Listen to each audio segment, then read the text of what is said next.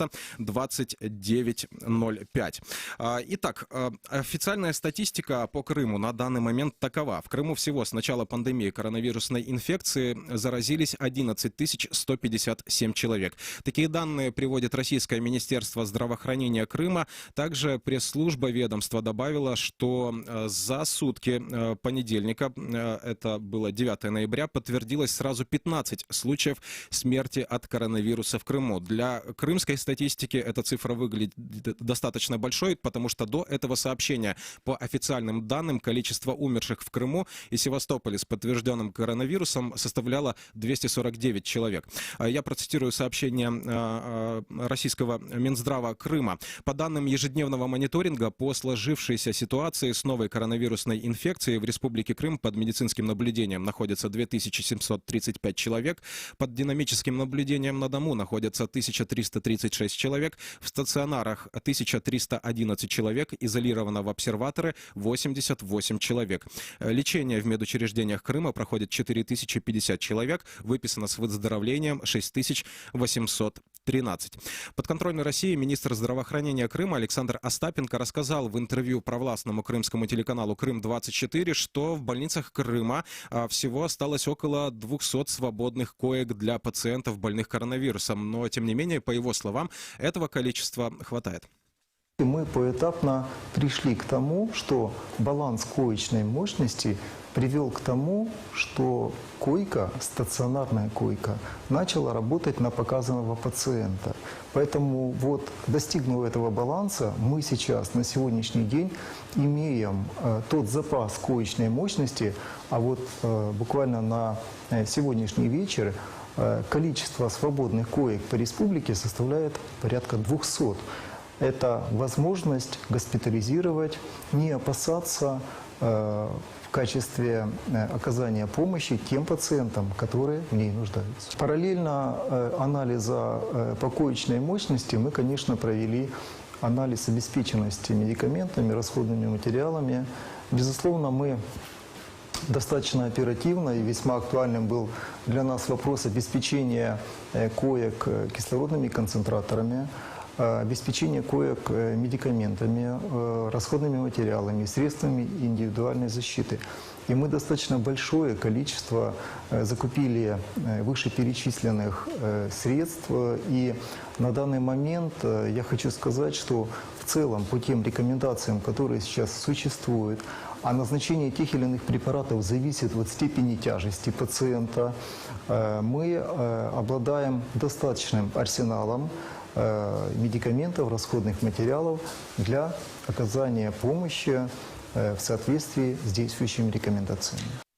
Напомню, что это были слова Александра Остапенко. Это он сказал в эфире подконтрольного российской власти телеканала «Крым-24». Вместе с тем крымчане сообщают, нам в том числе, сообщают о том, что в Крыму сохраняется дефицит свободных коек в больницах, медикаментах в аптеках. Такие сообщения поступают и нам. Я некоторые сегодня озвучу, если будет время. Вот хотелось бы об этом еще немножко сказать. Вот о нехватке лекарств в крымских аптеках и ее причинах мы подробно говорили не так давно в нашем эфире. Вы можете обратиться к архиву радиопрограмм.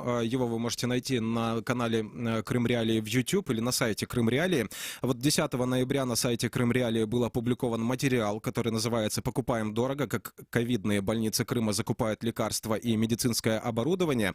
Вот как проходят централизованные закупки лекарств и медоборудования, насколько эти товары по оптовым госзакупкам дороже этих же товаров в розничной продаже. Как крымские больницы для борьбы с новой инфекцией закупают препараты, известные под названием фавипиравир. Это противовирусный препарат, который был разработан в Японии еще до появления COVID-19, во всяком случае до начала пандемии. Вот об этом всем читайте в материале Давида Аксельрода на сайте Крым Реалии. Ну а мы же поговорим сейчас с крымчанкой, которая на себе испытала то, как работает система здравоохранения в Крыму. Вот послушаем, какой есть опыт. С нами на связи Майя Бекирова. Имя мы изменили в целях безопасности. Майя, доброе утро. Доброе утро. Итак, расскажите о том, каков ваш опыт лечения на территории Крыма. Я так понимаю, что вы заболели коронавирусом. Скажите, когда это случилось, где вы лечились, как проходило лечение?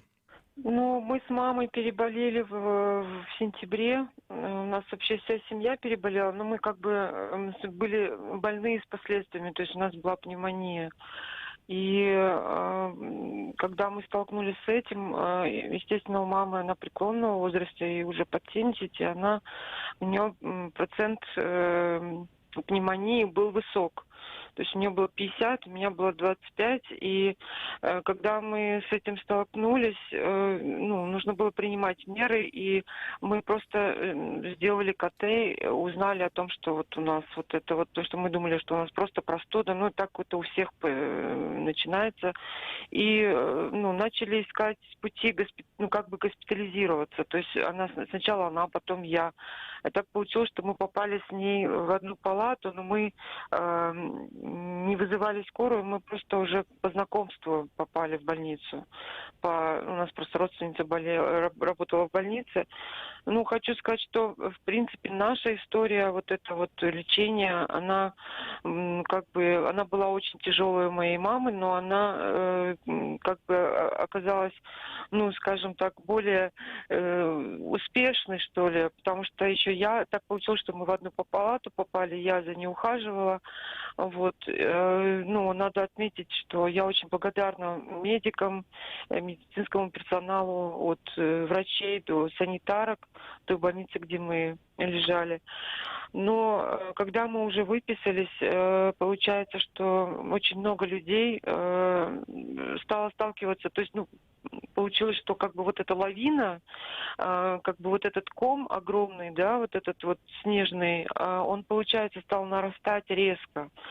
Там и здесь мы стали слышать, ну, как бы уже, что знакомые вот там заболели, тут заболели. Если, например, еще вот эти вот как их называют, ковид-диссиденты, да, которые, ну, все никак люди не могли поверить, что вот он существует, этот вирус. Вот он, мне спрашивали, есть ли у тебя знакомые вообще, кто болеет этим еще весной. Я на это отвечала, что слава богу, что их нет.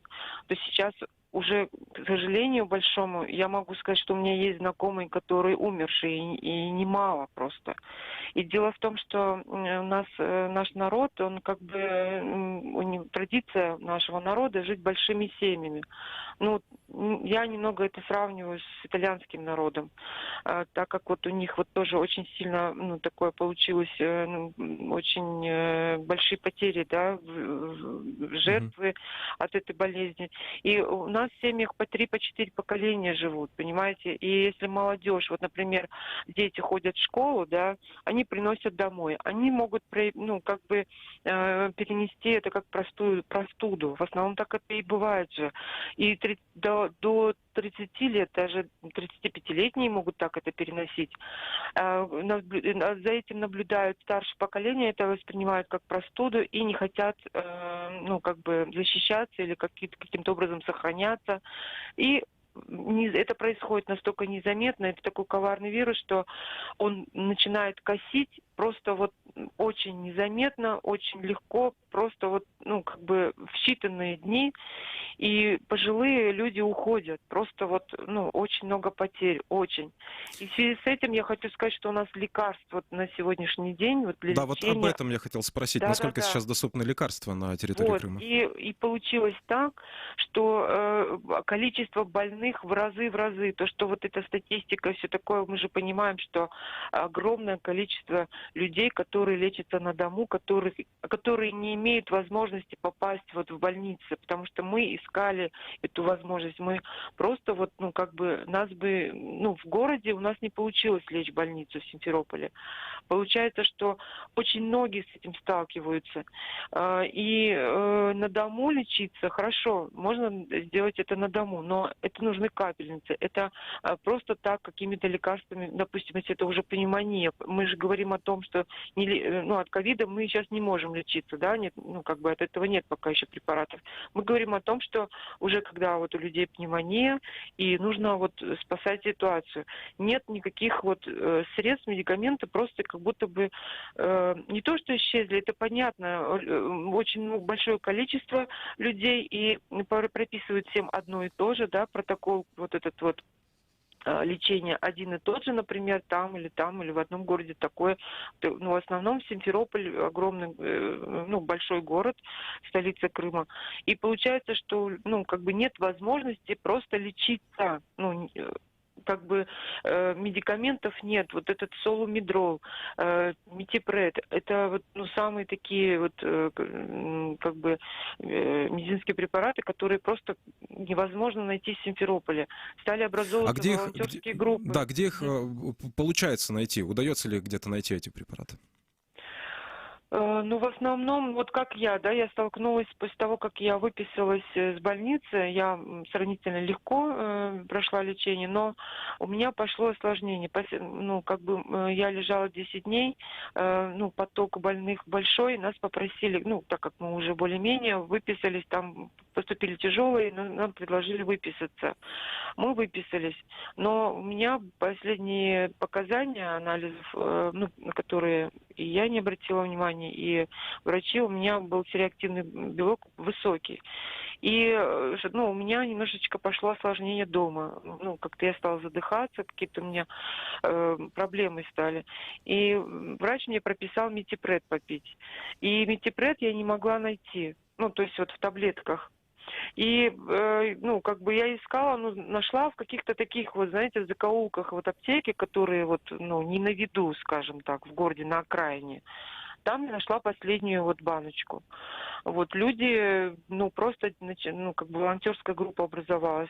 Просто так в постах пишут, что вот, давайте поможем друг другу, давайте вот сделаем так-то, так-то. Но я знаю, что и в других там городах тоже так это делают, и в других странах я вижу, что в лентах такие тоже вещи происходят, что, может быть, у кого-то осталось после лечения, давайте вот, может быть, поможем друг другу. Это у нас начало происходить. К сожалению, у нас вот девочки, волонтеры, крымские татары, которых я сама лично знаю в жизни, которые уже не один год, да, работают. К ним присоединились еще люди, которых я знаю, и те, которые переболели, и, ну, ты включаешься, потому что ты это пережил, хочешь помочь. И получается, одна газета, журналисты вот газеты в Симферополе, они, Севастопольская, по-моему, газета, они сделали такой вот, ну, как бы и пост, и вообще вот такую информацию сделали, это, ну, такая скандальная получилась для наших волонтеров, потому что обвинили в том, что якобы они зарабатывают на этом деньги. Ну, понимаете, я их сама лично знала, и так обидно, что когда вот в данный момент, когда вообще ничего нет, и это была последняя ниточка, которая могла бы помочь, их просто облили грязью, получается. И эта возможность, получается, у людей отпала.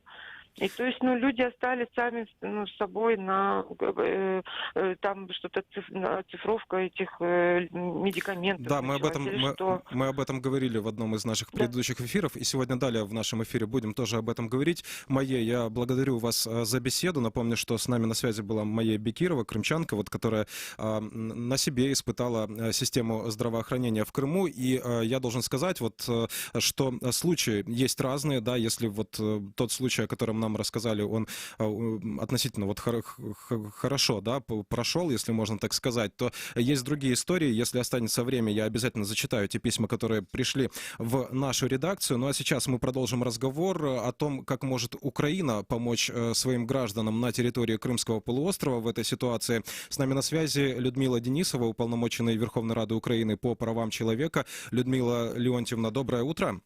Доброе утро вам. Итак, насколько вообще можно доверять вот официальной информации, которая поступает с Крымского полуострова, вот этой статистике заболеваемости коронавирусной инфекцией, и насколько критичной, по вашим наблюдениям, является ситуация в Крыму? Ну, вы знаете, мы информацию получаем из разных источников, в том числе, в первую очередь, от крымчан, которые проходят линию соприкосновения через КПВВ. Мои работники, представители, которые работают непосредственно в Херсоне, мой представитель по Автономной Республике Крым и городу Севастополю, спілкуються з громадянами України, які знаходятся там на автовокзалах, на всех, для того, чтобы уточнить информацию. Безусловно, пользуемся официальной статистикой, которую распространяет крымская оккупационная власть через российские СМИ. Но у нас получается нестыковка, потому что люди нам рассказывают о том, что им просто по всем признакам ковид, воспалению легких двусторонним, очень тяжелому состоянию, им просто либо не ставят ковид, либо не дают направление на проведение тестов, ну и, безусловно, после этого не ставят это заболевание. И они просто лечатся от пневмонии. Поэтому говорить о каких-то статистических данных очень сложно, поскольку они просто ничем не могут быть подтверждены, не опровергнуты. Но нам известно, что уже тестируют на крымчанах и российскую вакцину «Спутник», и что завезли, вот по нашим данным, завезли 42 вакцины и 37 врачей инфекционного отделения скорой помощи города Симферополя были привиты этой вакциной. Мы пока не знаем, какие результаты. И есть запланировано, что вакцинация будет проводиться работников правоохранительных органов до военнослужащих. Постоянно идет реклама в российских СМИ, в том числе в Крыму, этой вакцины «Спутник». Но при всем при этом не проходит никакая информационная кампания для того, чтобы проинформировать граждан, что нужно делать в связи с тем, что если есть какие-то признаки. Более того, когда они есть эти признаки, люди вызывают скорую помощь, даже если скорая помощь приезжает за ними, что тоже редко, то их 5-6 часов возят между больницами, потому что не знают, куда их отдать, этих больных, на лечение. И поэтому вот это, конечно, все сложно. И я через своих родных, которые остались на полуострове, знаю, что лекарств, которые предположительно могут быть использованы при лечении ковида-19, практически в аптеках нет. И поэтому они заказывают сюда нам, и мы всякими разными способами пытаемся передать на полуостров эти лекарства. Вот к нам тоже приходят сообщения о том, что и коек в больницах не хватает, и лекарств тоже в аптеках подчас не найти, тем более вот да, из так называемого коронавирусного списка те лекарства, которые наиболее востребованы при лечениях симптомов и осложнений при заболевании коронавирусной инфекцией. Вот в этой сложившейся ситуации как может Украина помочь своим гражданам, которые живут на территории Крыма? Ну, вы знаете, во-первых, безусловно, если есть такие заявки, то граждан наших на приобретение таких лекарств, если... Понимаете, очень трудная коммуникация, да? Мы понимаем, что граждан наших Украины, которые хотели бы приехать на материковую часть Украины, которая контролируется правительством на сегодняшний день, их много, но у них трудности переехать, поскольку, может быть, один въезд-выезд только использован,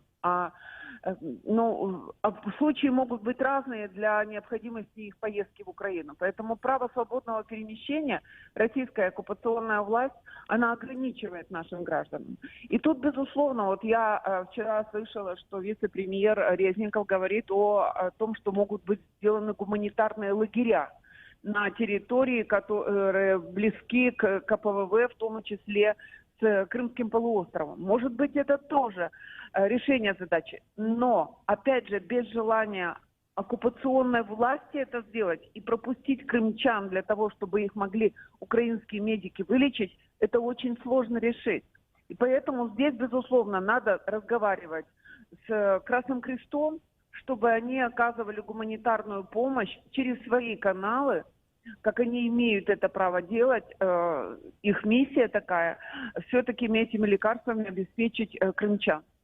Вот я бы хотел подробнее об этом аспекте поговорить, о закрытости сейчас административной линии между Крымом и Херсонской областью со стороны оккупационных властей, да, наиболее ограничительные меры сейчас введены, и эта проблема уже не первый раз, мы ее видим и обсуждаем. Скажите, есть ли какие-то контакты, возможно, с уполномоченным по правам человека в Российской Федерации вот по вопросу как раз пересечения административной линии между Крымом и Херсонской областью? Безусловно, есть контакты с госпожой Москальковой, но она же не решает и не принимает правительственные решения или других органов, которые принимают такие ограничительные меры.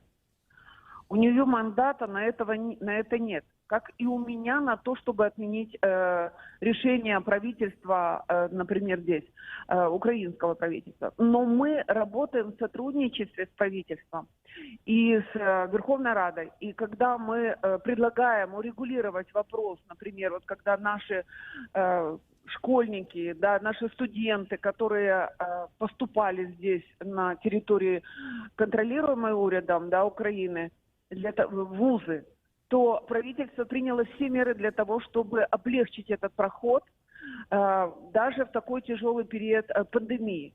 И дети учатся, и это 2026 крымчан, донечан, луганчан, они сегодня учатся на территории свободной Украины. У меня есть и контакт с так званой уполномоченной по правам человека в Крыму. И, безусловно, на каких-то таких кризисных задачах мы решаем в отношении перехода нашими гражданами в линию соприкосновения. Но это не системная работа. То есть на сегодняшний день мы констатируем, что есть нарушение права свободного перемещения со стороны оккупационных властей Крыма. Но решения такие приняты. И поэтому максимальное содействие Украиной нашим гражданам, которые оказываются на нашей территории, это очень приветствуется. И это правильно, чтобы наши крымчане понимали, что Украина для них есть родным домом. Я благодарю вас за беседу. Напомню, что с нами на связи была Людмила Денисова, уполномоченная Верховной Рады Украины по правам человека. Мы продолжаем эфир и продолжим говорить о том, какую помощь может сейчас оказать Украина своим гражданам на территории временно оккупированного Крымского полуострова. Говорили сейчас о словах министра по вопросам реинтеграции временно оккупированных территорий Украины Алексея Резникова. Он в интервью «Радио Свобода» рассказал об идее развертывания мобильных госпиталей на административной границе и направления гуманитарной помощи в Крым. Давайте послушаем эту цитату и продолжим наш разговор. Ми готові розгортати гуманітарні табори на лінії розмежування біля наших КПВВ, забезпечувати вплоть до аптечних кіосків для забезпечення. Ми в спрощеному режимі приймаємо гуманітарні вантажі від гуманітарних організацій, а Міністерство соціальної політики в швидкий спосіб дає дозвіл відповідно, і ті вантажі потім можуть потрапити знову ж таки через КПВВ на окуповані території в інтересах людей. Напомню, что это были слова Алексея Резникова, министра по вопросам реинтеграции временно оккупированных территорий Украины. Подробнее мы об этом поговорим с его заместителем Игорем Еременко. Он с нами на связи. Доброе утро. Доброго ранку. Итак, какие сейчас возможности есть у Украины для помощи гражданам на оккупированной территории и при каких вот обстоятельствах может быть принято решение о разворачивании госпиталей на административной линии? В першу чергу ми намагаємося інформаційно допомагати, адже донесення інформації, роз'яснення людям, в тому числі на окупованій території, елементарних речей про те, що необхідно носити маску, необхідно зберігати дистанцію соціальну, це досить ефективно. Ми, звичайно, дуже уважно відслідковуємо ситуацію в Криму і робимо оцінку. Ми проводили вже консультації з декількома міжнародними гуманітарними організаціями з приводу того, щоб вони направили частину вантажів гуманітарних, які потрапляють в Україну і потім ідуть на окуповані території в Донецькій і Луганській області, щоб ці вантажі перенаправити на Крим також. На жаль, на даний момент, за нашою інформацією, російська сторона не дає дозвіл на те, щоб такі вантажі потрапили в Крим.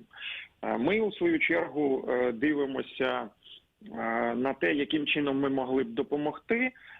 І навіть такі невеличкі речі, як відкриття аптек, це теж є непоганим елементом. До кінця цього року на Чонгарі планується відкриття нового сервісного центру на КПВВ, де елемент аптечного кіоску буде також передбачений.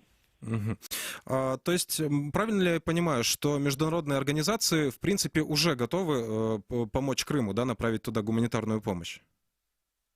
Дивіться, я особисто спілкувався з декількома міжнародними організаціями, гуманітарними саме, і ми говорили про те, що для того, щоб туди щось відправляти, необхідно зробити оцінку ситуації, яка там наразі є.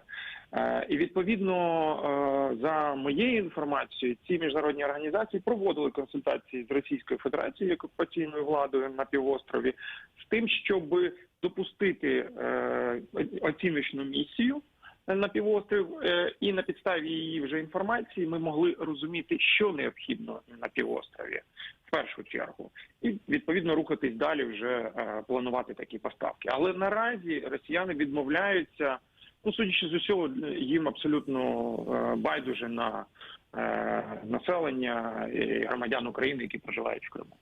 На данный момент какие есть возможности у жителей Крымского полуострова получить медицинскую помощь на материковой части Украины? Є частина людей, які навіть підписали контракти з лікарями, я маю на увазі угоди, і вони отримують консультації через засоби зв'язку. Також, звичайно, є можливість при виїзді з Криму придбати необхідні медичні товари. Але, на жаль, я мушу констатувати, що з кожним днем кількість осіб, які перетинають КПВВ з Криму на материкову Україну, вона зменшується. От за останню добу, я подивився статистику сьогодні ранком, було трошки більше 200 осіб.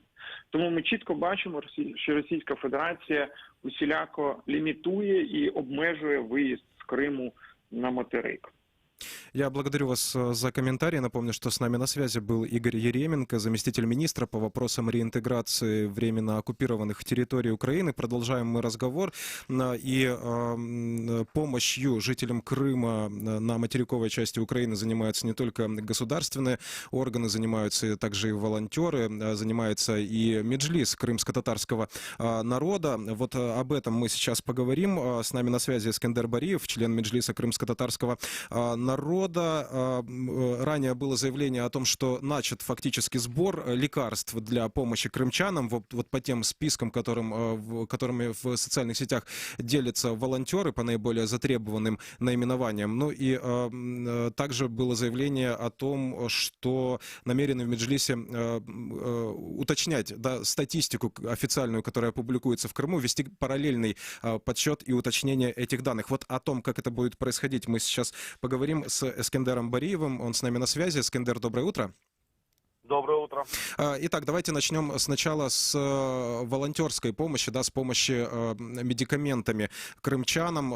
Насколько сейчас велика эта необходимость, насколько сейчас велика потребность в лекарствах в Крыму по вашим данным, и получается ли провозить эти лекарства в Крым?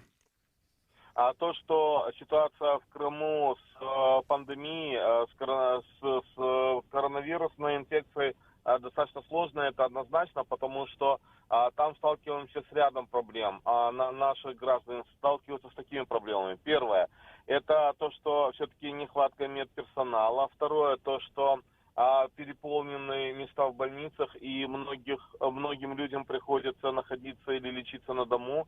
И третье, конечно, лекарственные средства. И четвертое, это отсутствие возможности или приходится сутками ждать, чтобы сделать компьютерную томографию. Что касается лекарственных средств, то их есть острая нехватка этих лекарственных средств. Кроме того, российские лекарственные средства некачественные, и поэтому люди, конечно же, ищут и нуждаются в данной помощи. Теперь, что касается гуманитарной помощи нашим соотечественникам, то здесь, в первую очередь, Меджлис крымско-татарского народа сделал заявление о реальной ситуации с коронавирусной инфекцией, и в том числе обратился к международным организациям ОБСЕ, ООН и так далее, для того, чтобы отреагировали на эти процессы. И Меджлис крымско-татарского народа совместно с Всемирным конгрессом крымских татар заявил о том, что начинает сбор финансовых средств и лекарств для того, чтобы оказать помощь нашим соотечественникам непосредственно в Крыму. Но, с одной стороны, сбор средств для того, чтобы можно было передавать малоимущим и чтобы они могли приобрести лекарственные средства, за какие возможно, и по возможности передавать лекарства на оккупированную территорию. Я хотел бы еще обратить внимание на то, что сам протокол лечения, он отличается на территории Украины и на территории оккупированного Крыма. Там в Крыму больше назначают такие вот сильные антибиотики и сильные и большие дозы гормональных препаратов. Что касается Украины, то здесь в большей степени назначают витаминотерапию, назначают антивирусные препараты, противовирусные препараты и гормональные в меньшей степени. Поэтому здесь есть тоже разница, и очень важно, чтобы наши врачи, особенно выходцы из Крыма, могли больше и больше консультировать. Конечно, стараются, ведут консультации, потому что в Крыму многие сталкиваются с тем, что даже обратиться некому. И здесь мы как раз и продумываем о том, как оказать содействие в дистанционной консультации. И сейчас с нашими врачами мы обдумываем этот вопрос. А далее, когда вы сказали о том, что возможно ли перевести туда, на самом деле уже сталкиваемся со сложностями, потому что при перевозке лекарственных средств на границе представители России, на административной границе, представители российской таможни, российские пограничники, если видят в большом количестве, то, соответственно, изымают. И уже было несколько таких случаев, когда просто забирали лекарственные средства. Поэтому здесь у нас вот как раз было недавно совещание в онлайн-режиме Всемирного конгресса крымских татар, когда мы обговаривали, какими путями и каким образом лучше оказать помощь нашим соотечественникам. У нас есть звонок от радиослушателя. Давайте послушаем, что нам хотят сказать. Доброе утро, вы в эфире. Доброе утро. Говорите, Алло. пожалуйста. Да. Да, меня зовут Сергей, я живу в Крыму, и в связи с вчерашней новостью о возможной, как это называется, короче говоря, задержании людей с российскими паспортами на территории Украины. И я не понимаю теперь, как может это восприниматься аптеки на границе и с возможностью ввести в действие этот закон. То есть, Вы имеете в виду историю господина Федоряна? Я имею в виду историю, как раз поданный проект. Ну, понимаете, ну не каждый же крымчанин, ну вот как следствие утверждает, пока еще нет приговора суда, да, я не могу это утверждать, но не каждый крымчанин подозревается в том, что он предоставляет служебный транспорт для спецопераций ФСБ, которые преследуют крымских мусульман. Правда ведь? Я не об этом. Подан в Верховную Раду проект закона о интернировании граждан с российскими паспортами. Интернирование, если СБУ выявляет гражданина... Откуда у вас эта информация? Я вас очень прошу не распространять непроверенную информацию. Я вот эту новость впервые от вас слышу. Мы, конечно же, все проверим и в следующем выпуске обязательно расскажем, если это действительно так. Но все-таки я вас прошу, если вы какую-то информацию даете в нашем эфире, вы хотя бы источник, пожалуйста, называйте, чтобы можно было это быстро проверить. Я благодарю вас. Да, я благодарю вас за ваш звонок. Продолжим разговор. Напомню, что беседуем мы с Эскендером Бариевым, членом Меджлиса крымско-татарского народа. Итак, по подсчету, как можно уточнить, как можно каким-то образом понять, достоверна ли статистика, которую публикуют в Крыму органы оккупационной власти? Дело в том, что когда мы говорим о статистике, заболеваемости, смертности и выздоровления от ковид, она что на территории оккупированного Крыма, что на других территориях субъектов федерации, то там работает всероссийская система, и они подают информацию к часу дня по московскому времени. Но дело в том, что сама политика самого российского государства о том, чтобы показать, максимально скрыть информацию, для того, чтобы показать о том, что в этом плане, в плане имиджевых вопросов на международном уровне. Поэтому наши специалисты, именно медики, мы, когда обсуждали, дело в том, что в Крыму ставят в первую очередь диагнозы умер или заболел двухсторонней вирусной пневмонией или односторонней вирусной пневмонией, или чаще люди умирают от сердечно-сосудистой недостаточности. Дело в том, что именно от данных заболеваний умирают в результате, опять же, и ковид-инфекции. Поэтому Крымско-Татарский ресурсный центр и Меджлис крымско-татарского народа мы сейчас разрабатываем специальную анкету для того, чтобы наши соотечественники, и очень радуют, что с Крыма звонят, я, пользуясь случаем, и хочу обратиться к нашим соотечественникам быть активными, для того, чтобы мы четко разграничивали, какое количество заболело, выздоровело и умерло непосредственно от диагноза, и кому поставили диагноз именно ковид, коронавирусная инфекция, кому конкретно диагноз поставили двусторонняя пневмония вирусная и кому диагноз поставили сердечно-сосудистая недостаточность. То есть это могут быть и инфаркты, это могут быть и в том числе и инсульты. Речь идет о том, что если говорить по этиологии и вообще по процессу, то здесь происходит сгущение крови и тромбообразование и приводит непосредственно к таким заболеваниям и к смертности.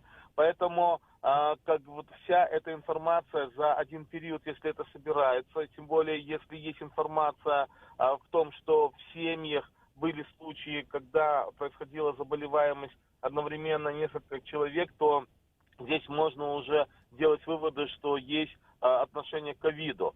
Потому что, вот, к примеру, недавно мы знаем случаи, когда в одной семье умер дедушка от инсульта, через 5-6 дней умер сын его от инфаркта.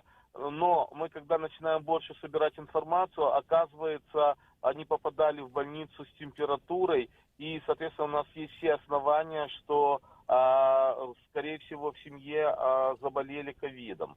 Поэтому, опять же, мы будем собирать данную информацию через социальные, электронные социальные сети, соответственно, и с помощью наших активистов, которые будут также работать на местах. Поэтому обращаюсь к нашим соотечественникам, чтобы активно давали нам информацию. И мы не претендуем на то, что будет информация полная, но если даже мы сможем показать о том, что наши данные выше и соответственно, мы можем говорить о том, что информация, которая дается в Крыму, не точная. Ну и, конечно же, нам данная информация еще нужна для того, чтобы мы представили отчет в экспертный механизм по правам коренных народов. В декабре будет специальное заседание о том, какое влияние оказывает ковид на состояние коренных народов. Эскандер, у нас еще один звонок от радиослушателя. Давайте примем. Доброе утро, вы в эфире, говорите. Доброе утро. Да, я вот хотел бы у вас поинтересоваться, почему вас так активно интересует происходящее в России, в частности в Крыму? Вы бы лучше поинтересовались вот в помойке под названием Украина, как печально, что вы... Во-первых, да, я прошу убрать человека из эфира, потому что называть страны помойками, ну, это по меньшей мере, да, неприлично. Я прошу, взрослые ведь люди, да, правила приличия все знаем, вот прошу соблюдать в эфире. Это во-первых. Во-вторых, какой бы принадлежности лично вы не считали Крымский полуостров, очевидно, что на его территории живут граждане Украины. Да, и поэтому, конечно же, вопрос, как может Украина помочь своим гражданам в условиях пандемии, он вполне логичный. Мы продолжаем разговор. С нами на связи Эскандер Бариев. Эскандер, может быть, вы как-то ответите, да, на этот вопрос? Ну, нас, конечно, интересует ситуация в Крыму, потому что там наши граждане, потому что наши соотечественники, потому что наши родственники. И поэтому Украина, как государство, с одной стороны, должна заботиться о наших гражданах. Понятно, что Украина не контролирует, не может контролировать ситуацию непосредственно в Крыму. Поэтому даже вот те заявления, которые были вице-премьер-министром Резниковым о том, что Украина готова развернуть полевой госпиталь и передавать гуманитарную помощь, я здесь хочу обратить следующее внимание. С одной стороны, я полностью поддерживаю такое заявление. И мы, кстати, недавно проводили дискуссионный клуб, где обговаривали такую возможность или необходимость. Во-вторых, я больше поддерживаю в контексте этого заявления возможность разворачивания полевого госпиталя на приграничной территории, потому что это вполне реально. Людей в Крыму госпитализируют, к примеру, из Симферополя аж в Армянский или даже в Керчь или в Советский район направляют в больницу, если есть и то там места, то здесь вполне реально, что наши соотечественники могут оказаться на приграничной территории и, соответственно, получить адекватное медицинское лечение и лекарственное, и обеспечение медпрепаратами. Что касается передачи гуманитарной помощи туда, то здесь, понятно, это сложный вопрос, потому что должно быть разрешение той стороны.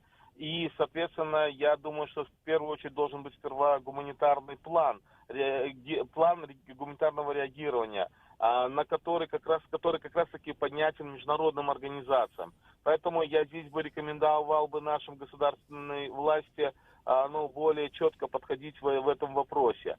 Ну и что касается уже общественности, то сегодня действительно, несмотря на то, что ситуация и в Румынии, и в Европе, и в том числе в Турции не простая с коронавирусной инфекцией, но при всем том наши соотечественники из диаспор готовы собирать финансовые средства для того, чтобы хоть как-то оказать помощь.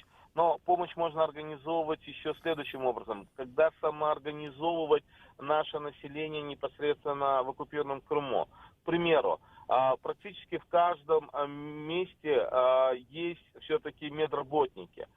Если даже медработников обеспечить костюмами и обеспечить какой-то финансовой поддержкой, то они бы хотя бы могли бы осуществлять помощь своим соседям в проведении медицинских манипуляций, таких как, допустим, поставить капельницу или сделать укол, потому что люди с такими же проблемами сталкиваются.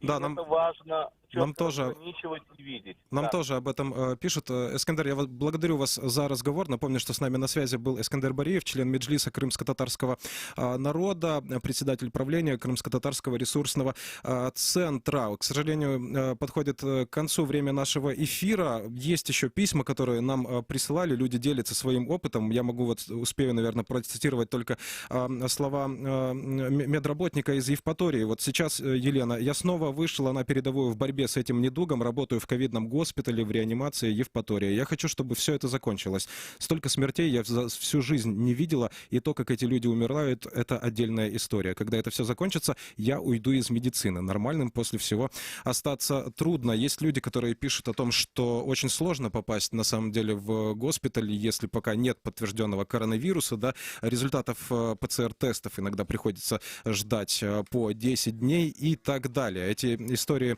мы добавим к текстовой версии этого эфира. Обязательно расскажем о них в следующих программах, когда мы будем возвращаться к теме пандемии на территории Крыма. Мы обязательно будем это делать. Звоните нам, пишите нам. Все контакты вы можете найти на сайте Крым Реалии. Телефон 8 800 10 06 926 работает как во время прямого эфира, так и вне его временных рамок. Звоните, ваши сообщения останутся на автоответчике. Если вдруг не получается с нами связаться, свяжитесь с нами по альтернативному каналу через форму обратной связи и обязательно сообщите нам о том, какие, может быть, есть проблемы. Не пропустите вечерний эфир в 19:00. Пока.